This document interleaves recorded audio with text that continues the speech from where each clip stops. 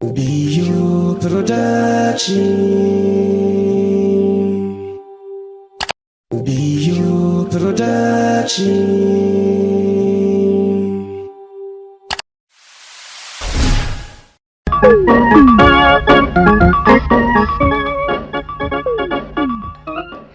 Jirra jirtu hordoftoota keenya.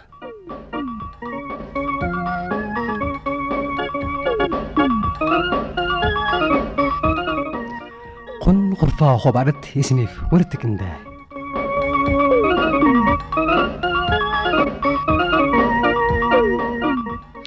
Qurfaa warraa kana keessatti gaa sheekoo qomaa takka isiniif dhiyeessina. Sheekoon qomaa tan raantan isiniif dhiyeessinu tan barsiisaa Jaafar Aliitiin barreeffamte. Ibidda dhaamee qabate jechuudhaan. Sanumaafuu kutaa duraa arraantan isiniif dhiyeessina. Kutaa lammaffaadhaa takka kutaa itti aanu qurfaa guyyaa aladaa keessatti isiniif xumurra. Hundumaafuu gaa hamma sheekoo qomaa Jaafar Alii isiniif dhiyeessinu gaa qurfeessaan qurfaatii fi teeknishaan jireenyaas Taamiraat Alamuu sirba kana isiniif irra kan nyaate kunoo.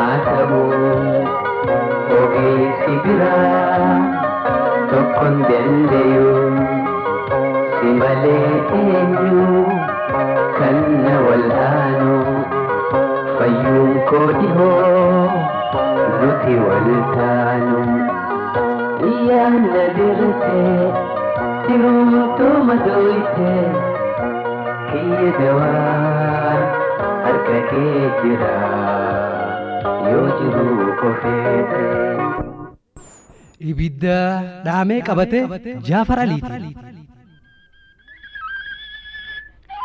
Numan taani malee abbaa guddaan silaa hamuuxani. Yoo laalan jaarsa dullacha arraawe hawaqaanaa arrii diimtuu hamma gurra lamaan gubbaa malee moluun fuulaa fi jammura waliif fullaafte. Jaarsa goolloo tokko ammoo muummicha manguddooti. Qadiimni kasaanii afuran qalloo keessatti nafne.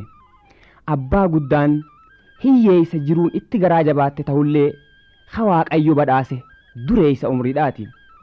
Calii calanqoo dhalateeti lafa jira. Mootii sagal ni lakkaawa. Xaaliyaanii as waa takkalleen itti hin hiine. Gaafa Sayyid Aabiyyoo kanuma jedhan dhaloota isaanii kasduudaa himu jiraachuu baatullee umriin isaanii ati ammaan tana jaarraa tokko oli. Hassoon quxisuu isaati. Inninuu ammaan tana 50 jir waa tara namaati. Bargaa duguuggaa jaartii boodaati. Abbaan guddaan bikkitti dhalatee guddatee fi horee guddifate teessoon naannawuma calanqoo ganduma odaadhaati. Qa'een hassoodhaatiis ta isaaniitiis odaa guddaa jala waan taateef caayaan isaa oduma guddaadha. Yoo akii namaa xalasa dhabe malee yookaa jirkaan roobaa guddaan roobe malee odaa guddaa jalaa hin ka'an. Waan xiqqaa gundaan gandaa abbaa guddaa je'ee yaamuufi walleehi warri halaalaatiis ka isaan beeku dhufaa dabraan abbaa guddaa malee abaluu dhiisi abbaa abaluullee hajuun hin jiru. Maqaan ammoo wadaay odaadhaati. Wadaay odaa warra ganda odaa keessaa wanni adda godhu asarrisaa hundinuu maqaa bareentumaatiin moggaafamuu isaaniiti. Hassoohuu eeysumaatu Habiir Shaafin hassoo kiyya je'ee itti maxxanse malee abbaa guddaan ammallee odaa kiyya je'eeti maqaa akaakosaatiin yaama. Ar'an jiran malee rabbi raamataa godhuu fi gurguddoonis ilmaan abbaa guddaa bareento, murawwa, huume, huuloo fi daroofaadha turan. Hassoonis ijoollee isaa lamaan guddaa elemo xiqqaa turee je'eeni. Warri abbaa guddaa itti maxxanee kaddamuus hassoo daran ijoollee inni akaakoo ta'uuf tana. Jaarsinuu gaaf hoggaa dubbatu an kana lubutti jiru wahi odaa kiyya kuhummii tiyya tana ja'a elmoo fi turee baanee. Abbaa guddaan eega manguddoomanii qa'eetti galan zabana dheeraadhaas oduma jalaahi ijoollee gandaa addaan eegaa oola. Ijoolleenis waan wal fudhataniif wah irratti maxxanti. Warreenis waan gama ijoolleedhaa jaarsuma irratti dagatan. Inumaahu abbaa guddaan waan hiriyaa ijoollummaan qabneef gurguddaa gandaarra ijoollee tana mirqaana.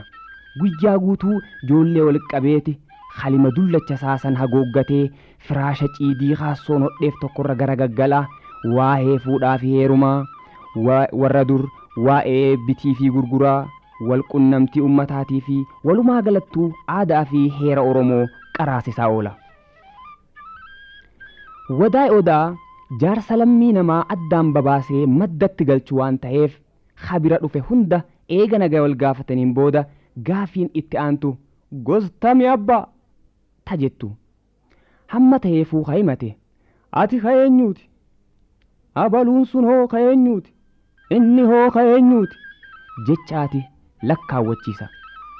Lammii isaa lakkaawwachuu wallaale immoo isuma nan godhin. Abbaa guddaan nama lammii isaa wallaale hamma boolii takka waan shirkuuf buruun qachaaweeti maali ati namarraan dhalanne shanyiitiitichaati je'ee guddaa feeteewu saree masgiida seente hanqisa. Tanaafi walleehi ijoolleen ganda odaa xixiqqoo hundaatu 5 bareentoo 4 qalloo 12 alaatii fi 8 meettaa qomarraasii qaraa. Warri qalamaafaan 7 bareentootis hortee isaaniitii wajjiin halakkaawee galchuutu jira.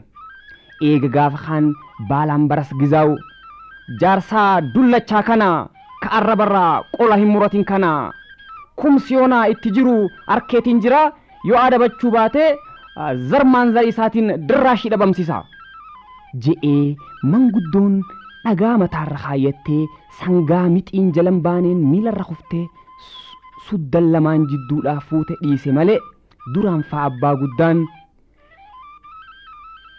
mana baabbilee ona jaarsoo ona noolee ona baadhoo ona meettaa ona oborraa ona anniyyaa ona ituu ona arusii ona salaalee hawarra wallootii fi kana hunda baha hararraa hamma lixa wallaggaatti kibba booranarraa hamma booroo wallootti dachii oromiyaa ala alatti nama barsiisuu ture. Ammallee gaaf hoggaa nama akka je'eetii wal arkatan ifi manni wahi dhimmisa je'eeti mirgaa bitaa millachaa akka aadaa isaatti ona oromiyaa hunda haan kaanitti aansuudhaan yaadaan itti bobbahee gala. Gaafa nagaa qalbiinsaa qaama gatteeti godaantee maanyaa yaadaa limxee bahuu eegalti. Bubbee yaaddoodhaa yaabbateeti calanqorra maruu eegala. Amma gaa wadaay odaa abbaa guddaan dhiini danfee hancufti hadhooytee jaarsummaan hashoon sun qeeransaa'uun gasaroo halimaa darbeeti ni waajiraa miti lafeen callaamtun lafaa ol qonyanyaawa. Hiddi faca'eeniiti dhanfoorri muqura fakkaatu sun daranuu dhooqee aamni akka asqaaxilaa lafatti rajjataniitti wali qanyaffaa'e sun daranuu manyaqqaawee ijji booruun sun diimattee morgaya harkaa wacceesaniin moluu haaxaawaa mataa lululutti kuta. Joolleen gandaa gaafa akkanatti jaarsi hin cinnaawee ibidda biifuu eegale takkalleen isiidhaa balbala san hin baatu. Guyyaa akkasii abbaa guddaan waan bineensa nama ciniinu fakkaatuuf joollee dhiisi gurguddaanuu fuula isaan dhaabbatan. Gariin namaa nin beeyneef malee abbaa guddaan waan akkas godhuutu jira. Godaannisa jaarraa tokko duraa hammalleen qoorin qaba. Madaa garaa keessaa ta'ukkaamamte qaba. Godaannisa seenaa calii calanqoo. Yaa qiciccaa lammiitiyyaa afuran qal'o ha calanqotti akaakoon dhabinni jira. Aduu guyyaa tokkooti dhiirti hum 30 ol kuftee bar. Tima dhiigaatii fi huusa lafee an ijaaniin arke bar ammana fakkaatti anaa inakke. Ja'a jaarsi laalaa calanqoo hoggaa anaannatu. Abbaan isaa odaa galmoodhaa isaa amma if baru calii calanqootti qaxaraa cabe. Achi as yataamayeeti hiyyummaa gabrummaa fi mataa qaqqabachuu qaama godhatee as ga'e. Haa taatu ammoo calii calanqoo hijaa ulfaayetuma guddate. Weedduu fi wallee abbaa guddaan joollee gandaatiif himaa oolu namni qalbeeffateehu wahuma hubata.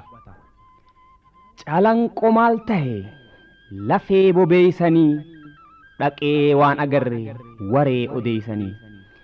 Gaafattii calanqoo qawwee huusaansee aara qawweesanii hurree roobaansee wayyaa afran qalloo wajjiin gallaansee. Yaa odaa bilchaadhu yaa qalamee nyaadhu garaa koo dadhabee heetiin naa jabaadhu. Walda gabreen amaaraa hamataa bututtuudha amaaraan goftaa jenne shakarmoota lubbuudha. Citaa laga gamaa haamanii ajjeeranii gowwaalma oromoo yaamanii ajjeesanii. Een arkee himamee naa arkee himaa barii yaa galmoolma hormoosoo duutitee dhimaa barii. Dardara keenya fixan filaa waan gaara ciisaa shamarran keenya fixan callee waan gaara ciisaa. Manguddoo teenya fixan harrii waan gaara ciisaa. Haawwan keenya fixan guftaa waan gaara ciisaa. Tana hundaan arkaa gurraaniin dhagayaa dhiigaa garaana ciisaa yoomiin rafee gacciisaa. Raareen ganda odaa duriif miraaz abbaa guddaati. Eega xaaliyaan caphee baalaan baras gizaawu baqa keeniyaarraa nugustichi gallaan jala deebi'ee asi qalaadummaadhaan kennamteefi. Achi as baalaan barasiif gadhiisaniiti keeysaa ba'an. Maayyii irrattis hassoo wadaay ashkara daagaa jaartiinsaa wanta qadeeraa joolleen isaatiis tiisitee karraa ta'aniiti baalaan barasii sujuudanii umrii lakkaawwachuu eegalan. Hajiruu gad hadu'e ol. Bara 67 jijjiiramni dhufeeti dargiin mooticha qoomee hooraa taayitaa irratti ifii irra bargaafate.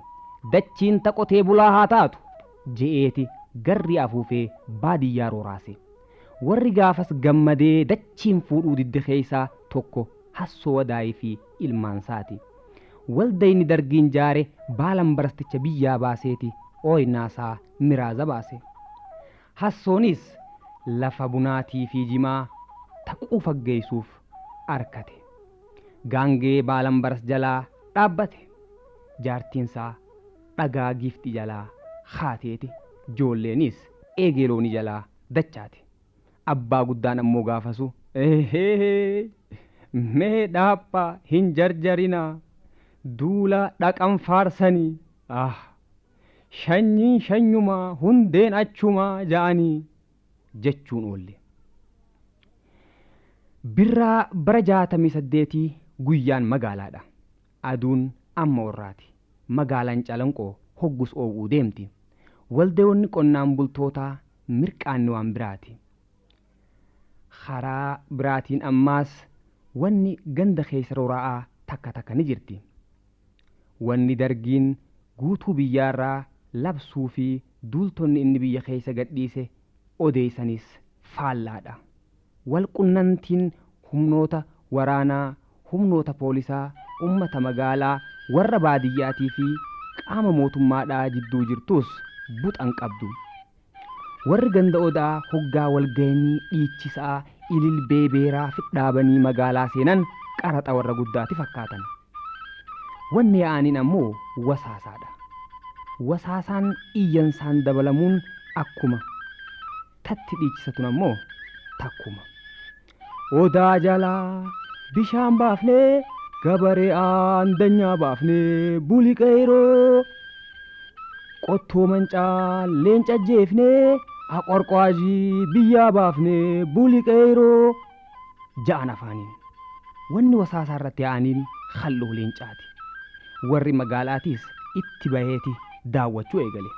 Hammuma liphuu takkatti namni bikka walii dhaabbatu dhabe. Warri ganda odaa leenca qottoodhaan ajjeesaniiti halluu wasaasaa irratti fuudhanii itti dhiichisaa magaalaa dhufan. Jidduu san warri baadiyyaadhaa ayyaanaa fi waan takka takka sababa godhatee dhiichisaan magaalaa dhufuun akka waan aadaa takkatti gaaf mul'ate. Hoggaa dhiichisaa fi ililbeen magaalaa qaxxaamurtee har'a mooraa xaabiyaa poolisaadhaatti ajjattu tartiibni duraanii wal gannaqameeti wal afaan deebi'e. Hammanumatti sagaleen dhukaasaa dhagayamuu eegalte. Osoon dhaabbatini dhukaasni wal jalaa qabee miilli namaa hareefu akka dabaala taaboota Gabreelii qullubbiidhaatti dhiibatu sun akka qanyuur daaraa oowwaarra bubuusaniitti oriisatti jijjiiramuudhaaf ililbeen akkuun sun iyyansa sandaraniitiin bikka gadhiisuun takka taate. Oriisaan akka haroo tuftee fuudhaniitti ji'a afuraniin ba'u jettee dhangalaate. Ilmi namaa gama dhiyeessu wallaaleeti haruma arkeen magaalaa keessaa bahee gadoo bishaan godha. Dhiiraa dhalaan akka walirra humna qabuun wal raffiseeti walirraan qaara. Joollee fi manguddoo biitta akka lafaan dhayeeti ifiifis wal gufatee kunkaan kiphisee wal garaa addeessa. Oriisaan guddoon ta'odaa guddaa jalaan karaa ganda odaa qaxxaamurte tana. Dhukaasni dhaabbannaan oriisaanis osoo dilas hin turini dhaabbatte. Magaalaarraa kaasii hamma ganda odaa jidduu hagangalatee aaduu fi hadhiiga facaafachaa tiratu osootti ni da'in hakeessaa baate qofaahuu haamii wal tokko guutuudha wal darbanii fe'an reefa namaa. Oriisaa karaa ganda odaa guddaa jalaan qaarte booda odaa guddaa jalatti hahotteen akkuun sun macalaaftee irra kutte waan akka raroo dhumtee takkaatu tusii takka karaa madditti darbamee mul'ate. Wanti sun ammoo raroo dhumte osoon ta'in meetaa namaati turte. Sanuu meetaa abbaa guddaa. Hoggusiif afaan wallaalchifattullee dubbiin sun harka bulchiinsa gaafasii if keessaa qabaachuu isii dhiigni namaa akkuun sun dhiiga saree ta'eeti hafe. Duuti abbaa guddaatiis hassoo wadaa'ii qofa osoon ta'in aalii hunda irrifte. Wadaa'ii odaa abbaa guddaan hagoomun turre faaya gandaati ture. Tanaaf egaa namaas adhiisii odaanuu azaaya baachuunsaa irraa mul'atti. Taantu taan daranii osoo soban dhaabbatini gammachuun qonnaan bultootaa manaa mataate. Hassoo wadaa'ifaa labsa dargiin baasee fuudheeti azaaba addunyaatiif achi isaan laate. Waldayni gamtaan oomishattootaa oluma akkas fuudheeti raaree ganda odaa ooynaa baalambaras hunda maddi afuran alaabaa diimtuu dhaabbate. Namoota hamma waldaa kanaaf qaadhimame malee warra akka hassoofaa miiluma seenaniini keessaa baase. Hassoo wadaay kataaraa lamaan bunaa taqa'ee takka malee harka marateeti hafe. Hassoo fi ilmaansaa agabuu fi dheebuun addeenyaa fi daarri ta wajjiin turan waan taateef haara ittiin taane. Shorgoggee gaaraa takka takashaa raashiin geenye tasilaa jijjiirraadhaa jechaadhaan itti kennamte qotachaati. Gannaa fi bona abbaa fi ilmaaniin jaarsaa fi jaartiidhaan kuulii godhachaadhaa jiruudhaa gadii tata duriin gattaa ijettuun akka mana haarayaatti walib bahan. Akkasumaanuu warra qindii meeqaantam qotu wajjiin gibiraa fi buufata adda addaa walqixa kafaluunsaa hin oolamne.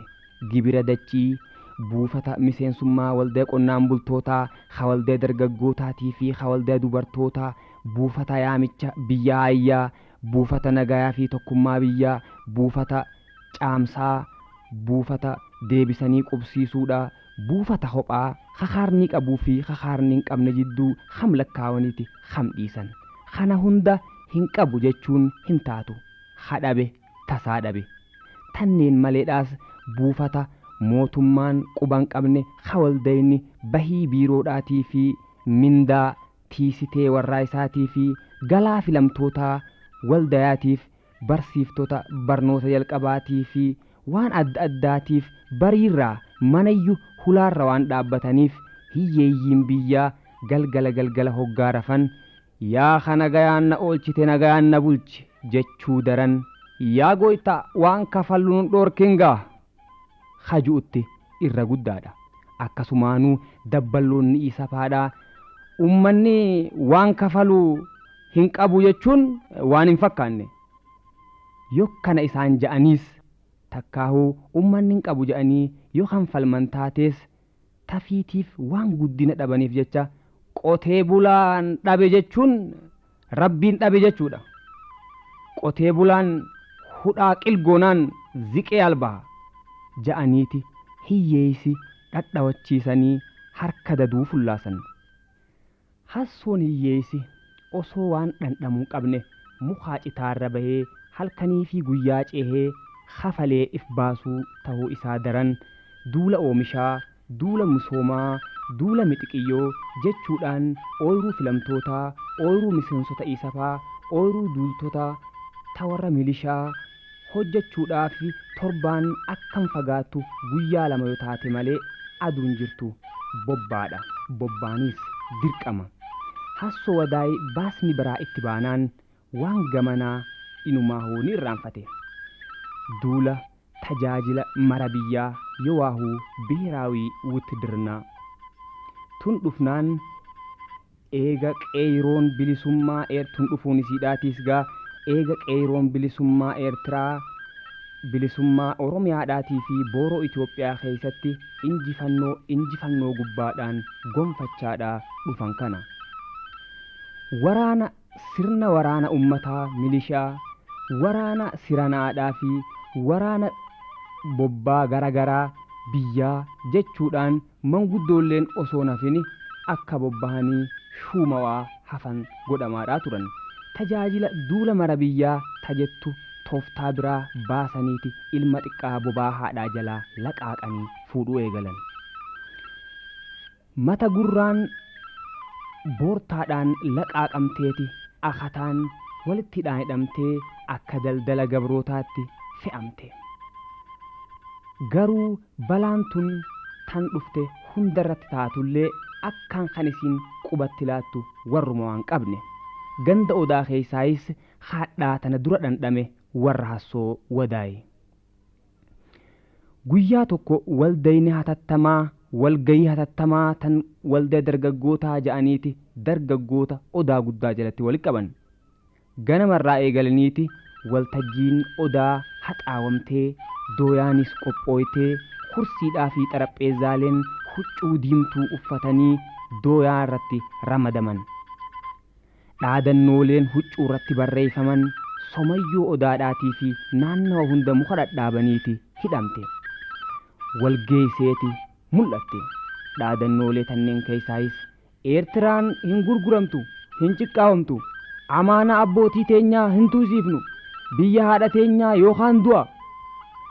Qaceelfama jaalle Mangistuu Hayilamaariyaam wajjin fuulduratti ni moona. Kanneen ja'anfaadhaatu keessatti argama.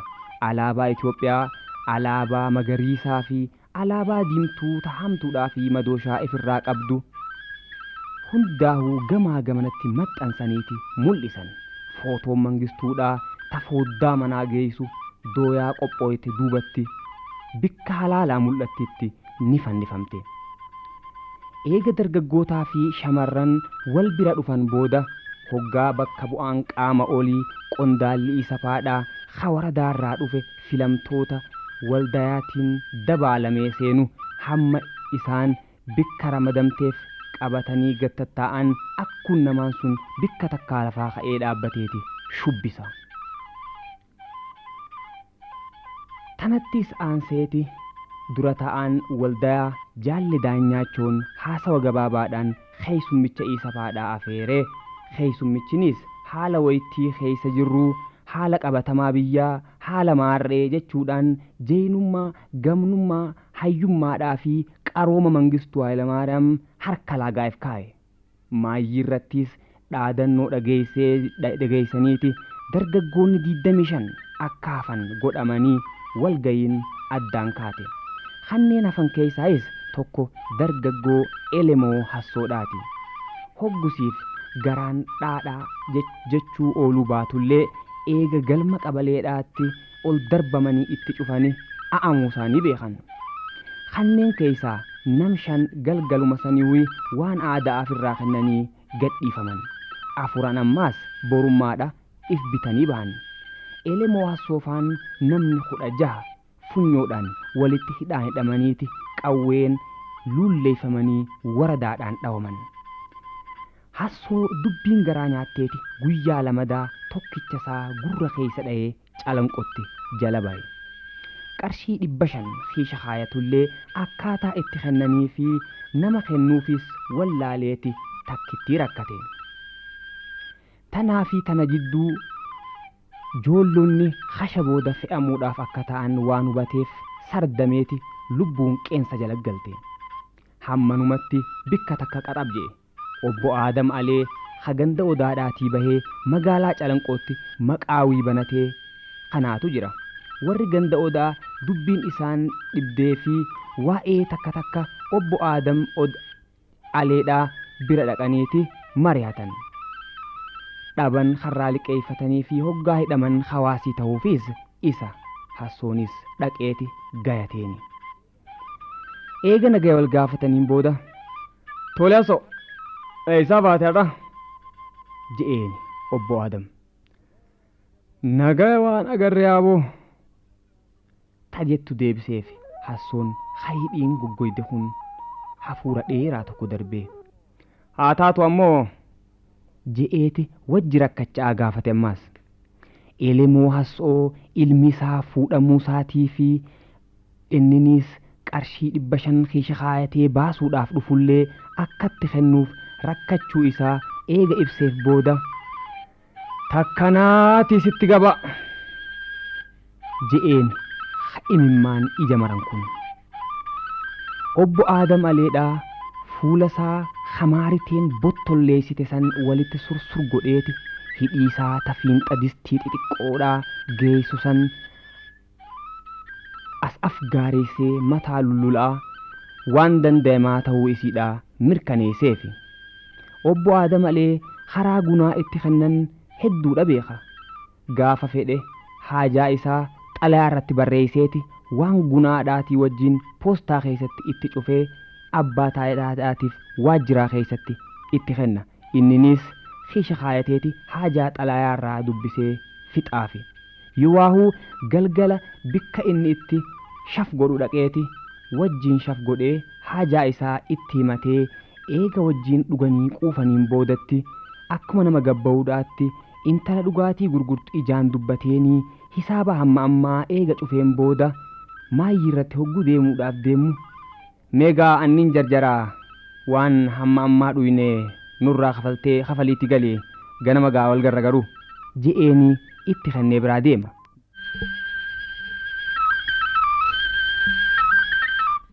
itti kennee biraa deeme jagaa Jaafar Aliiti. Akkuma reefu isiniif ibsinetti kutaa lammaffaadhaa kurfaa guyyaa aldaa keessatti isiniif raawwanna takkaa isiniif xumurraati har'aaf asumarratti isiniif goolabna.